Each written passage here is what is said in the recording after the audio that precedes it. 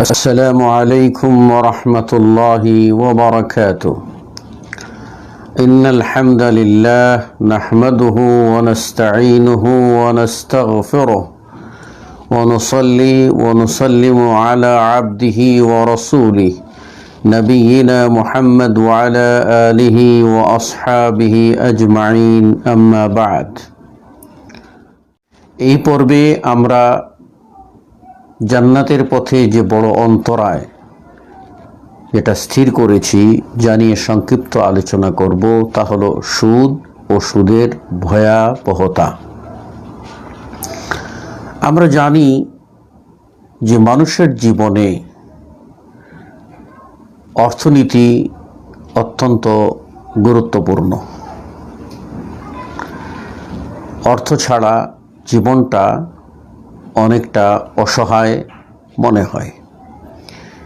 সেজন্য ইসলাম আমাদেরকে জীবন জীবিকার সুব্যবস্থা দিয়েছে, আর ওই সুব্যবস্থার নামই হলো ইসলামী অর্থনীতি। এর বিপরীতে হলো জাহেলি অর্থনীতি। ইসলামের পূর্ব যুগে বিশ্বনবী মুহাম্মদ সাল্লাল্লাহু আলাইহি ওয়াসাল্লামের নবুয়ত প্রাপ্তির প্রাক্কালে যে অর্থনীতি বিশ্বে সচল ছিল সেটি ছিল সুদভিত্তিক অর্থনীতি। যে অর্থনীতিতে ধনীরা শুধু গরিবদেরকে শোষণ করত এবং দুনিয়াবি স্বার্থের জন্য গরিবদেরকে ব্যবহার করত। বৈধতা ও অবৈধতার কোনো বালাই সেখানে ছিল না, বরং জুলুম, নির্যাতন, নিষ্পেষণ, পেশিশক্তির বলয় ইত্যাদির মাধ্যমে পুরো অর্থনীতিকে নিয়ন্ত্রণ করত। সেই জাহিলি অর্থনীতির নতুন যে সমীকরণ, এটা যদি আমরা বিশ্লেষণ করি তাহলে দেখতে পাব বর্তমান বিশ্ব অর্থনীতি পুরোটাই প্রাক ইসলামী যুগের জাহিলি অর্থনীতির নব্য রূপ।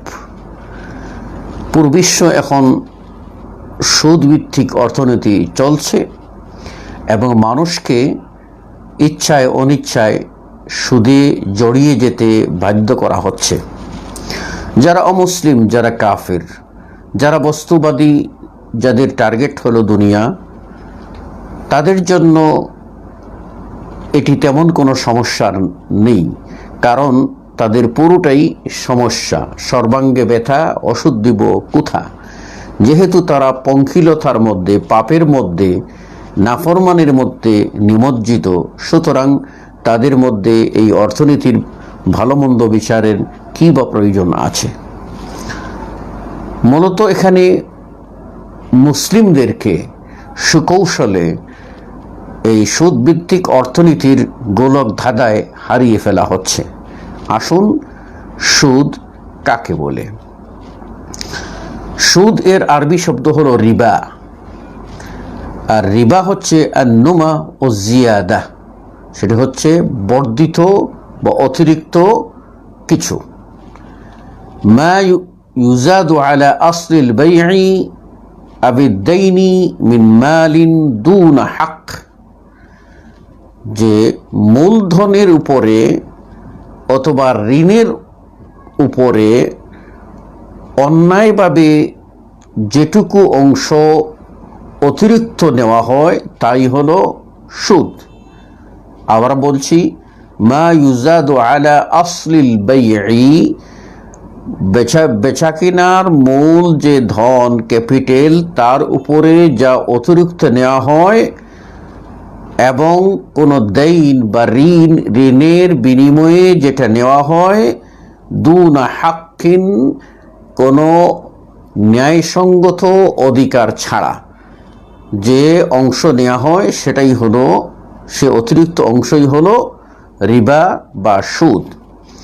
এজন্য ইসলামী শরীয়তের পরিভাষায় সুদ বলা হয় লেনদেনের ক্ষেত্রে চুক্তির শর্তানুযায়ী শরীয়ত সম্মত কোনরূপ বিনিময় ছাড়া ইসলামী শরীয়তে লেনদেনের ক্ষেত্রে যে শরীয়ত সম্মত চুক্তি আছে, এই চুক্তির বাইরে বিনিময় ছাড়া মূলধনের উপর যে অতিরিক্ত কিছু নেওয়া হয় বা যা কিছু গ্রহণ করা হয়, এক কথায় তাই হলো রিবা বা সুদ। ইসলামে সুদকে হারাম ঘোষণা করা হয়েছে। আল্লাহ রাব্বুল আলামিন বলেন, আহাল্লাল্লাহুল বাই'a ওয়া হাররামার রিবা। আল্লাহ বেচাকিনাকে হালাল করেছেন এবং সুদকে হারাম করেছেন। ইসলামী অর্থনীতির কয়েকটি স্টেজ আছে। তার প্রথম হলো কৃষি। কৃষি দিয়ে ইসলামী অর্থনীতির চাকা সচল হবে। দ্বিতীয় হলো ব্যবসা বাণিজ্য, যার মাধ্যমে লেনদেন এটা আন্তর্জাতিক অবস্থায় একটি অবস্থান লাভ করবে। তৃতীয় হলো চাকরি বাকরির মাধ্যমে যে হালাল উপার্জন। আর সেজন্যই ইসলাম কৃষিকাজকে সবচেয়ে বেশি গুরুত্ব দিয়েছে। আল্লাহ রাব্বুল আলামিন একেবারে অফ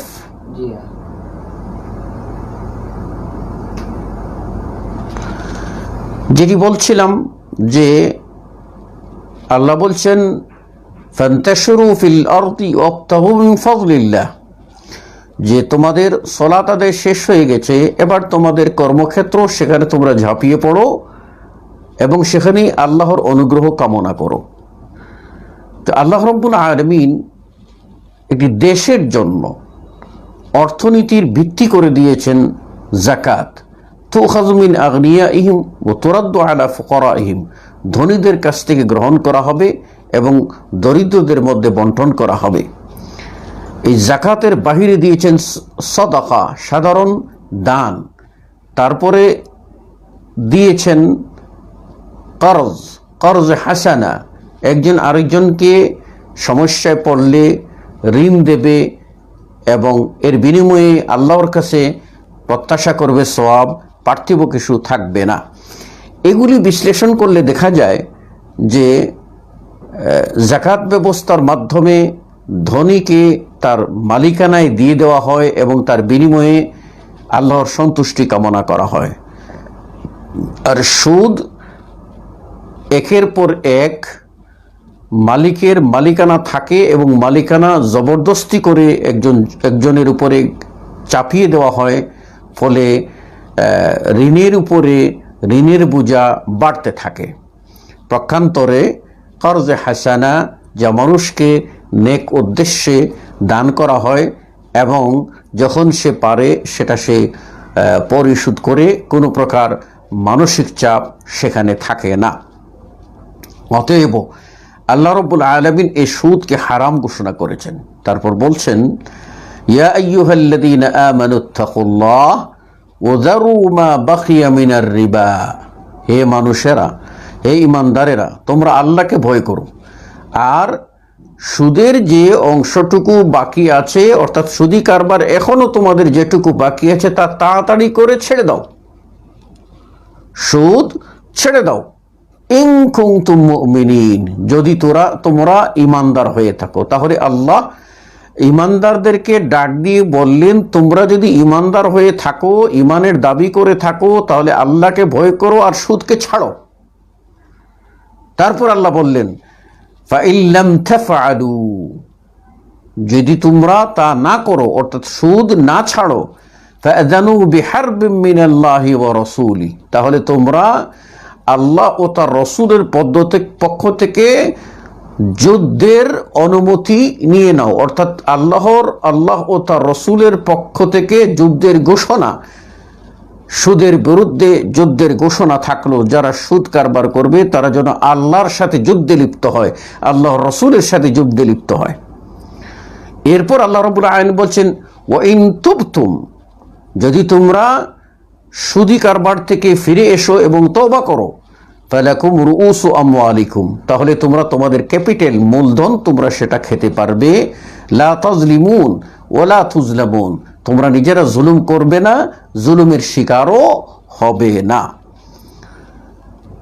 আমরা জানি যে সুদ অত্যন্ত গর্হিত অপরাধ, যে অপরাধ সম্পর্কে সাহাবী আবু সাঈদ খুদরি রাদিয়াল্লাহু আনহু হতে সহিহ মুসলিমে বর্ণিত আছে। তিনি বলেন, লা'না রাসূলুল্লাহ সাল্লাল্লাহু আলাইহি ওয়াসাল্লাম আকিলার রিবা ওয়া মুকিলা। আল্লাহর নবী সাল্লাল্লাহু আলাইহি ওয়াসাল্লাম সুদ যে খায় এবং সুদ যে গ্রহণ করে সে উভয়ের প্রতি লানত। এরপরে সাহাবী সেটি স্মরণ করে বললেন, কলতু ও খাতিবাহু ও শাহিদাইহি, সুদি কারবারের যে চুক্তিনামা যে লিখে বা সুদ কারবারের সাথে জড়িত থাকে, সুদি হিসাব যে কষে, আর এই সুদি কারবারের যে সাক্ষী থাকে, এ দুজন সাক্ষীর উপরেও আল্লাহর রসুল লানত করেছেন।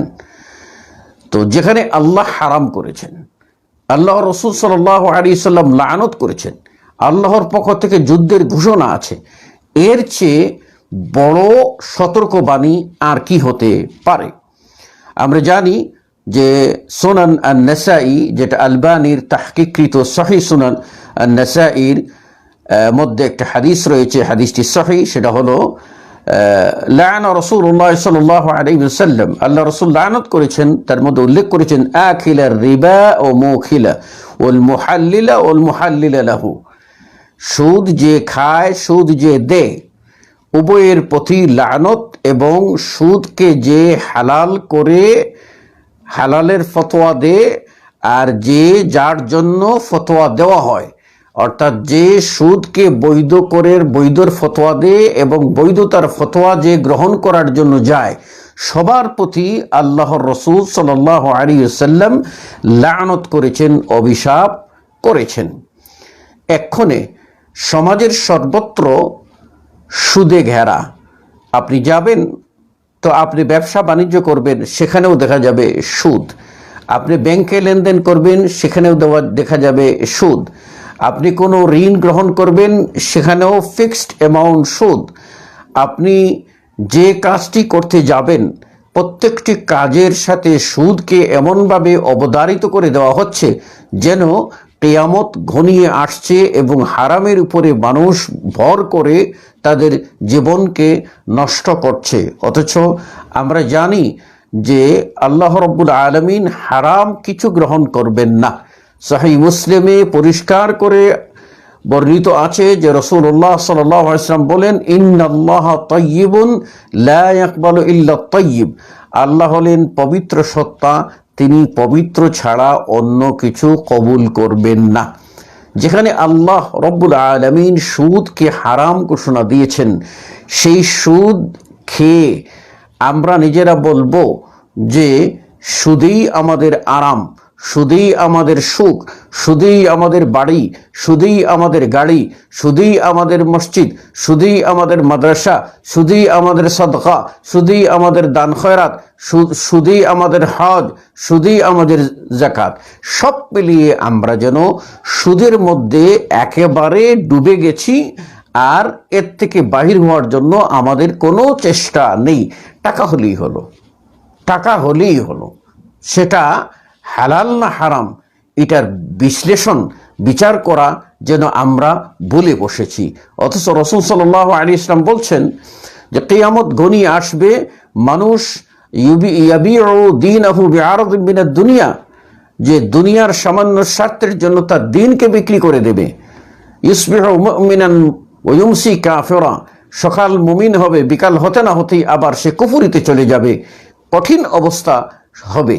আজকে যে অবস্থাটি আমরা দেখছি সুদের, সেই অবস্থাটা কিন্তু এইরকম একটা অবস্থার মধ্যে আমরা পড়ে গেছি যে সুদ যেন আমাদেরকে অক্টোপাসের মতো গ্রাস করে ফেলেছে, বন্দি করে ফেলেছে, এবং আমরা নিজেরা সবাই কোনো না কোনোভাবে সুদের সাথে যেন জড়িয়ে যাচ্ছি। ওয়াল ইয়াযু বিল্লাহ। সুদীয় দর্শক, সুদের ভয়াবহ পরিণতি সম্পর্কে আমরা জানি যে রাসূলুল্লাহ সাল্লাল্লাহু আলাইহি ওয়াসাল্লাম মেরাজে গেলেন এবং সেখানে দেখতে পেলেন সুদখোরের পরিণতির কথা, যে সুদখোর অবৈধ সুদ খাচ্ছে, তার মাথাকে চূর্ণ বিচূর্ণ করে দেওয়া হচ্ছে, আবার জোড়া লেগে যাচ্ছে, আবার চিৎকার করতেছে। আরেক জায়গায় দেখা গেল যে সে গাঁটটি বাঁধতেছে, খড়ি জমা করে গাঁটটি বাঁধতেছে, আর সেটা সে বহন করার জন্য চেষ্টা করতেছে, বহন করতে পারতেছে না, তারপর আবার গিয়ে খড়ি জমা করতেছে। আরে বোকা, যেটুকু জমা করেছে সেটাই সে বহন করতে পারতেছে না, আরও খড়ি জমা করতেছে। সুদ যা খেয়েছে এটি তো যে হারাম চর্বি হয়েছে, তার উপরে আরও সে চর্বি বাড়ানোর চেষ্টা করতেছে। লা হাওলা ওয়ালা কুওয়াতা ইল্লা বিল্লাহ। সম্মানিত সুধী ও দর্শক, সুদ অত্যন্ত মারাত্মক গুনাহের কাজ। আল্লাহ যার বিরুদ্ধে যুদ্ধ ঘোষণা করেছেন, রসুল সাল্লাল্লাহু যার বিরুদ্ধে যুদ্ধ ঘোষণা করেছেন, রসুল সাল্লাল্লাহু আলাইহি ওয়াসাল্লাম বিদায় হজ্জের ভাষণের মাধ্যমে সুদকে চিরতরে হারাম ঘোষণা করেছেন। প্রথমে তার বংশের সুদকে পায়ের তলে দাবিয়ে দিয়ে সেটাকে হারাম ডিক্লেয়ার করে বলেছেন, আজ থেকে আর সুদ চলবে না। মুসলিমরা কি করে ইমানদার দাবি করে তারা কেমন করে সুদ ব্যবসা চালাতে পারে এবং সুদী অর্থনীতির চাকায় সেখানে তারা আপনার কেমন করে সচল করতে পারে? হতে পারে না, মুসলিম সেটা আদৌ করতে পারে না। বলবেন সুদের ভয়াবহতা সম্পর্কে অনেক বর্ণনা আমরা শুনি, বলা হয় সুদের 80টারও বেশি অপরাধ রয়েছে, সুদের 70-এর বেশি গুনাহ রয়েছে।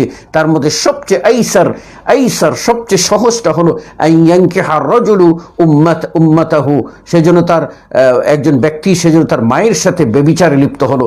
এটি বলা হয়ে থাকে, সাংঘাতিক গর্হিত অপরাধের কথা বলা হয়ে থাকে। এগুলি আমাদের বক্তারা বলেন, আলেম ওলামারা যারা বক্তৃতা করেন তারা সুদের ভয়াবহতা সম্পর্কে এই সকল হাদিসগুলি বলে থাকেন। এই হাদিসগুলি কোনো মুহাদ্দিস কোনো সময় হাসান বলেছেন, কিন্তু বাস্তব বিচার করে দেখা গেল এই সব হাদিসগুলি হলো মুনকার, একটাও গ্রহণযোগ্য না। তাই বলে কি আমরা সুদ ছাড়বো না? যেখানে আল্লাহ রাব্বুল আলামিন বলছেন, ইন কুনতুম মুমিনিন, মুমিন যদি হয়ে থাকো সুদ ছেড়ে দাও। জেনে রাখো আল্লাহর পক্ষ থেকে যুদ্ধ ঘোষণা থাকলো, আল্লাহর রাসূল সাল্লাল্লাহু আলাইহি ওয়াসাল্লাম লানত করেছেন, আল্লাহর অভিশাপ। সেই রকম একটা ভয়াবহ পরিণতির ভিতরে যদি আমরা থাকি আর এই সুদি কারবার করে যদি আমরা ইবাদত করি, ইবাদত কবুল হবে কি? ইবাদত কবুল যদি না হয়ে থাকে, আল্লাহর কাছে আমরা কি নিয়ে দাঁড়াবো আর আমরা কি করে জান্নাতের আশা করতে পারবো? সুতরাং বলা যায় সুদ জান্নাতের প্রতি বড় অন্তরায়, বড় বাধা, বড় বিপত্তি, বড় প্রতিবন্ধক। যদি আমরা সেটাকে দূর না করতে পারি, সুদ থেকে বেঁচে যদি না আসতে পারি, তাহলে অবশ্যই পরিণাম জাহান্নাম ছাড়া আর কিছুই হবে না। অতএব আসুন আমরা সুদকে না বলি, ব্যবসাকে এগিয়ে নেই এবং হালাল উপার্জনের দিকে আমরা এগিয়ে চলি। অল্পে তুষ্ট থাকার চেষ্টা করি, হারাম দিয়ে পেটে চর্বি যেন না বাড়াই। আমরা আজকে পরিজনের জন্য আমরা হারাম কামাই করব, আর কিয়ামতের মাঠে পরিবার পরিজন বলবে জানি না সে কোত্থেকে সে আহরণ করেছে, কোত্থেকে সে জোগাড় করেছে, তার বিচার করা হোক। দুনিয়াতে আজকে আমরা দেখতে পাচ্ছি দুই একজন রাঘব বোয়াল যখন প্রতারক যখন গ্রেফতার হওয়ার পরে দেখা যায় তার পরিবারের আপনজনেরা কেউ দেখা করতে আসে না, এবং এমনকি তার স্ত্রী পর্যন্ত বলে তার শাস্তি হোক, তার বিচার হোক। দুনিয়াতে যদি এটা হয়ে থাকে তাহলে আখিরাতে কি অবস্থা হবে? আপনার পরিবার পরিজন এই সুদি কারবার করার কারণে আপনার পক্ষে এসে দাঁড়াবে? নেবার, কশ্চিন কারেও না। অতএব সুদকে বর্জন করুন এবং সুদ কারবারকে নিরুৎসাহিত করুন, হালালের প্রতি এগিয়ে চলুন, অল্পে তুষ্ট থাকার চেষ্টা করুন। এতেই মুক্তি, নতুবা জাহান্নাম অনিবার্য। আল্লাহ রাব্বুল আলামিন আমাদের সকলকে জাহান্নামের ভয়াবহতাকে বাঁচিয়ে দিন এবং জান্নাতের পথকে সুগম করে দিন, আমিন। এই পর্যন্ত কথা রেখে আপনাদের কাছ থেকে আজকের মতো বিদায় আরজ করছি। সুবহানাকা আল্লাহুম্মা ওয়া বিহামদিকা আশহাদু আল্লা ইলাহা ইল্লা আনতা আস্তাগফিরুকা ওয়া আতুবু ইলাইক। ওয়াসসালামু আলাইকুম ওয়া রাহমাতুল্লাহি ওয়া বারাকাতুহু।